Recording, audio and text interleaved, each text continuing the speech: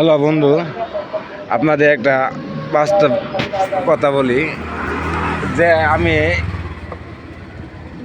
গেছে কালকে আপনার তেল দিয়েছি পাম্পের তেল দেওয়ার পরে আমার গাড়িটা রাত্রে অ্যাক্টিভ মারা পড়তে মনে হয় আপনার গাড়িটা বদ্ধ হয়েছে। বদ্ধ হচ্ছে পরে স্টার্ট হয় না।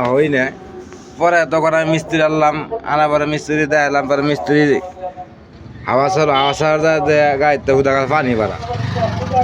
আচ্ছা, পাম্পে নিলাম তেল, গাড়িতে বাড়ায় পানি।